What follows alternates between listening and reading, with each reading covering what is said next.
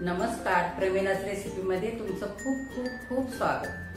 तर आज आपण करतोय मसालेदार चमचमीत अशी तोंडलीची भाजी। तर ही मोठ्या माणसांना, लहान मुलांना फारशी आवडत नाही, पण मी ज्या पद्धतीने तुम्हाला ही भाजी करून दाखवणार आहे ना, त्या पद्धतीने जर तुम्ही ही भाजी केलीत ना तर सगळीजण अगदी आवडीने खातील। या भाजीमध्ये ए आणि सी विटॅमिन भरपूर प्रमाणात आहे। या भाजीमुळे पाचन शक्ती सुद्धा चांगली सुधारते। शुगरच्या माणसांसाठी सुद्धा ही भाजी खूप अतिशय फायदेशीर आहे, तरी खाल्ली गेली पाहिजे। तर आता आपण ती भाजी करण्यासाठी काय काय साहित्य घेतले आणि कशी बनवायचे ते बघण्यासाठी लगेच किचन मध्ये जाऊ। तोंडलीच्या भाजीसाठी मी काय काय साहित्य घेतलंय ते सांगते।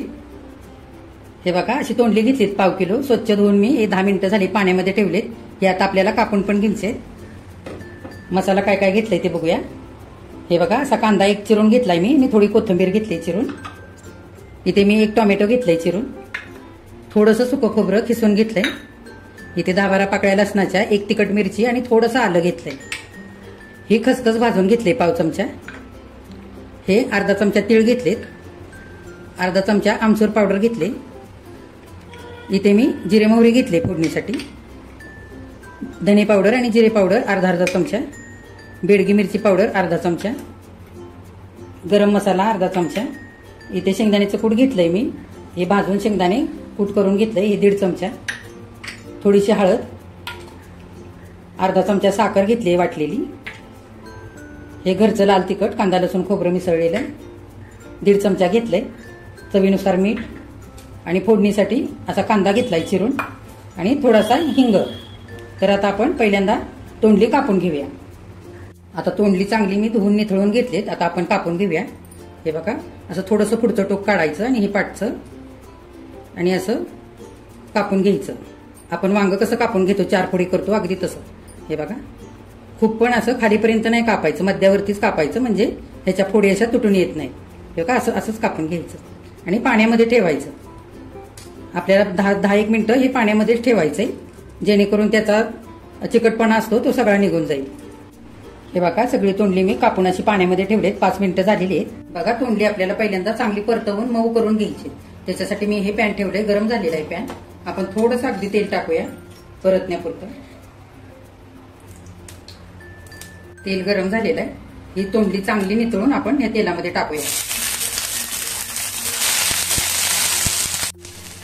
आता त्याच्यामध्ये थोडीशी हळद घालूया आणि थोडंसं मीठ, म्हणजे काय होईल, मिठाने चांगलं शिजतील हे तोंडली आणि छान अशी मऊ पण होते। चांगलं हलवायचे हे।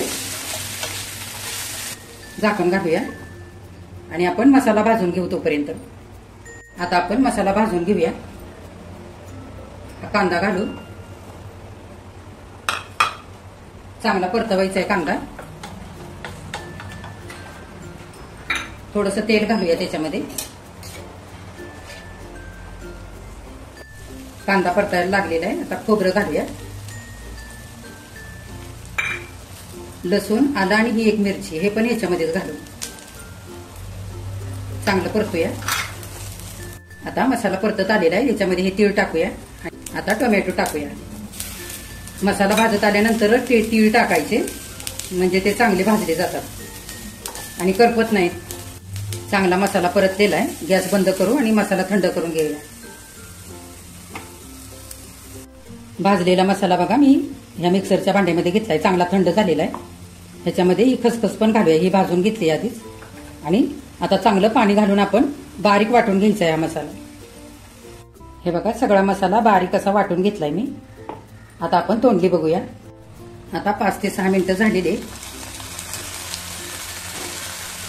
बघा चांगली मऊ झाली तोंडली। अशा पद्धतीने आधी परतवून घेतली ना, मऊ करून घेतली तोंडली, की भाजी खूप चवदार लागते आणि तोंडली पण भाजीमध्ये करकर लागत नाही।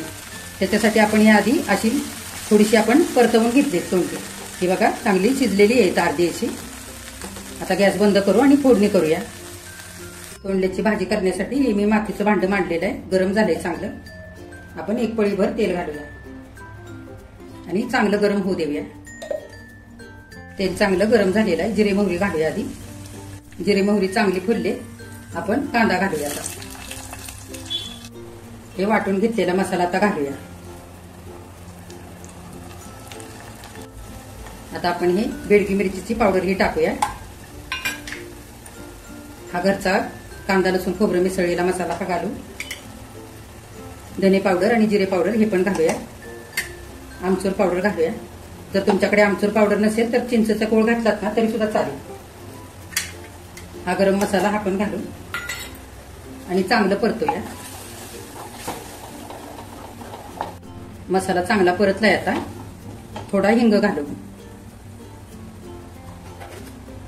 आणि ही साखर पण आता घालूया. चांगलं एकजीव करायचं.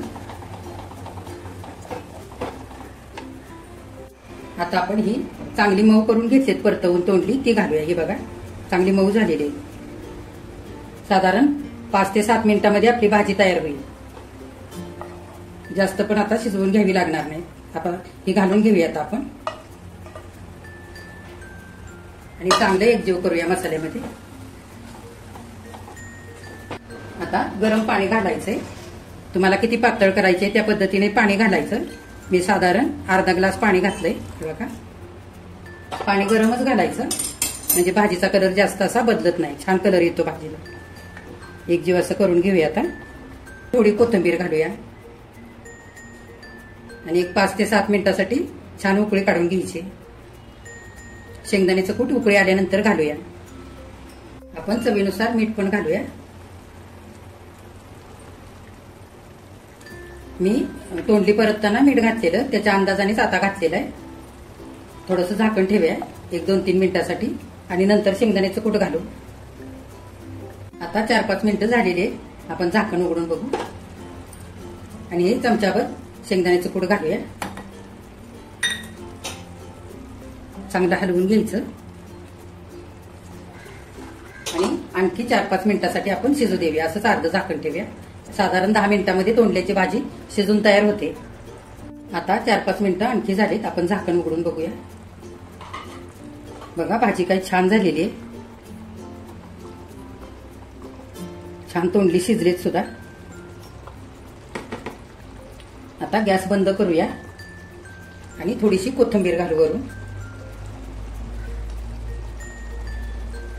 आता तोंडल्याची भाजी आता आपण काढून घेऊया.